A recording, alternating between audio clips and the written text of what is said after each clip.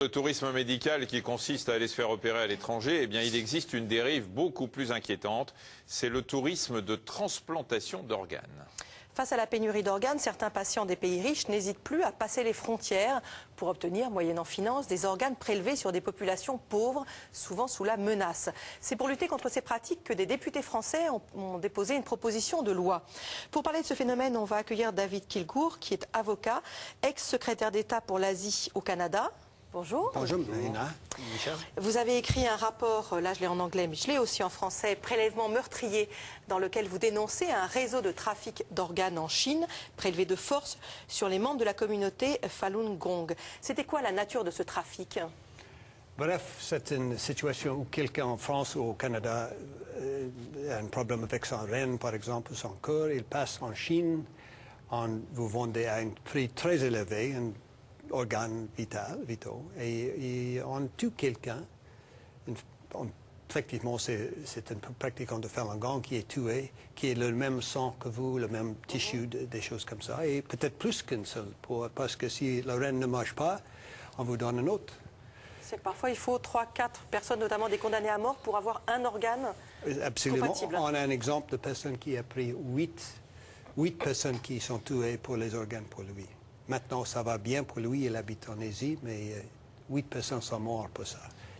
Pourquoi cette communauté Falun Gong? Parce qu'ils sont une communauté qui sont très nombreux, entre 19 et 100 millions de personnes en Chine, il y a 11 ans. Ils ont fait des exercices dans tous les parcs publics, un peu partout dans le pays. Et ils sont plus nombreux que le membre du Parti communiste. Et à cette époque, Jiang Zemin a décidé qu'il faut lutter contre ce groupe parce qu'ils deviennent trop grands, les valeurs sont différentes que les valeurs du Parti communiste et on a lancé la guerre contre ce groupe. Une guerre horrifique et qui continue maintenant.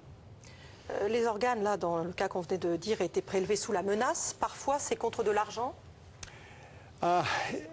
Si je comprends bien, l'argent passe dans les poches des médecins, des surgeons, l'armée de peuple qui participe massivement à ce trafic. Ce sont des surgeons de l'armée qui font beaucoup des opérations.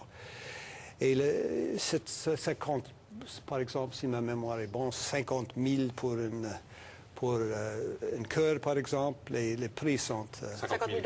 50 000 $, excusez-moi. Ils sont tellement chers. Et ça continue. Et notre but, on a passé maintenant, David Métis et moi, dans peut-être 50 pays pour arrêter cette pratique. Pour faire prendre conscience. Alors justement, est-ce que la communauté internationale a bien pris conscience aujourd'hui? Et la proposition de loi, ça va changer quoi là? La proposition qui est faite par Mme Boyer, Valérie Boyer, et 58 députés sont les co-sponsors de ce projet de loi et on va discuter cette idée cet après-midi. On veut faire des limites. Par exemple, si un Français ou une Française arrive avec un organe d'outre-mer, on va faire un reportage pour le Conseil de bioéthique à Paris et on va dire que peut-être ça ne peut pas. Peut-être on va faire plus de solutions avec ce problème. Mais ça, c'est un début et je félicite les 58 députés énormément. On va pas faire un reportage, mais un rapport, c'est ce que vous avez voulu dire. C'est un rapport qu'on va faire.